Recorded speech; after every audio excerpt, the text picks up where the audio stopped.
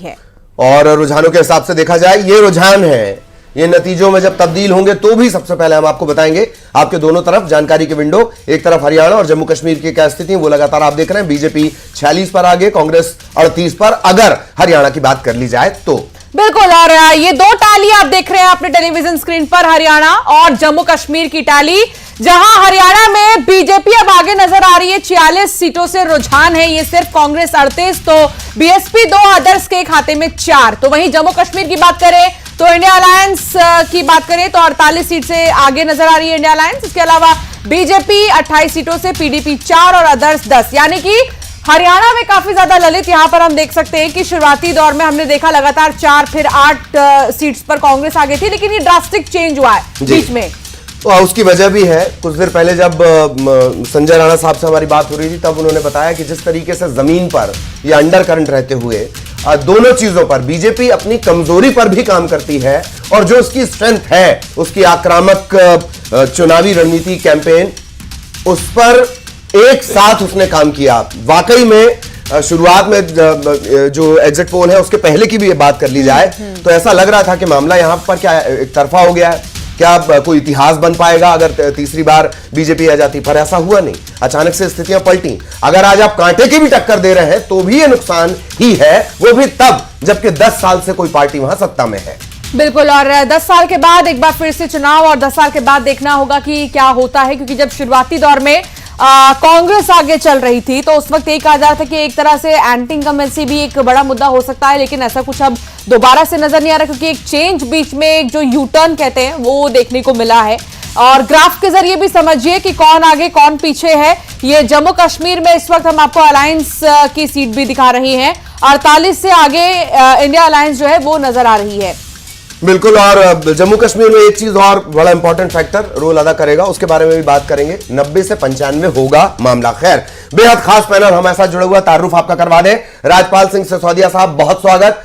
अभिनव बरौलिया साहब हमारे साथ जुड़े हुए हैं, उनका भी बहुत स्वागत। शरद जोशी, वरिष्ठ पत्रकार, सर आपका भी स्वागत। संजय राणा लगातार हमारे साथ बने हुए हैं। और आज जो देखा जा सकता है कि राजपाल सिंह सिसोदिया साहब वो नए किस्म का जो उनके सिर पे आप देख पा रहे हैं, हर बार अलग होता है और बीजेपी भी ऐसे ही अलग कर जाती है। सिसोदिया साहब, आपकी मुस्कुराहट के साथ एक रिएक्शन, ये कैसे बांध लेते हैं आप? बाली वाली की ताकत है क्या? जी प्लीज। अरे भारतीय जनता पार्टी का चरित्र जो है वह जो हम कहते हैं वो करते हैं। 1980 में जब भारतीय जनता पार्टी की स्थापना हुई तो जिन संकल्पों को लेकर पार्टी की स्थापना हुई, जब हम सत्ता में आते हैं तो उन संकल्प को भूलते नहीं है, उनको सिद्ध करते हैं। इसी वजह से आज जनता के बीच में कहीं ना कहीं भारतीय जनता पार्टी के प्रति एक विश्वास कायम होने का काम हो, और उस विश्वास की ही वजह से आप देखेंगे कि देश के कई राज्यों में और देश की सरकार भारतीय जनता पार्टी। ठीक, आपने चरित्र की बात कर दी, नहीं होने की आपने चरित्र की चर्चा कर दी, मुझे सुनील सांगवान याद आ गए। आ रहा हूं सर आपके पास, एक एक रिएक्शन हो जाए फिर आपके पास आ रहा हूं, प्लीज। करें तो हम ये पाते हैं जी कि उनका दो मुहा चरित्र होता है जी, दो तरह की बात करते हैं। नहीं, सिसोदिया साहब आ रहे हैं आपके पास, आ रहे हैं, ठीक है, वो कहते नहीं जी। हाँ, दोबारा से रिएक्शन लेंगे। अभिनव बरौलिया जी भी मेरे साथ जुड़े हुए हैं। अभिनव बरौलिया जी, विनेश फोगाट एक बहुत बड़ा चेहरा बन गई थी लास्ट स्टेज में अगर हम देखें हरियाणा में, लेकिन अब वही पीछे नजर आ रही हैं। देखिए, विनेश फोगाट भी जीतेंगी और हरियाणा की जनता भी जीतेगी और किसान भी जीतेगा, युवा भी जीतेंगे, सेना के लोग भी जीतेंगे, कि सब जीतेंगे। मैं आपको बताना चाहूंगा 4 से 5 राउंड नहीं कांग्रेस तो देखिए जनता के साथ है, मोहब्बत जीतेगी, नफरत हारेगी, किसका कैसा चरित्र है वो भी हारेगा। तो मेरा इतना कहना है कि 4 से 5 राउंड हुए हैं, अभी 20 राउंड की गिनती होना बाकी है।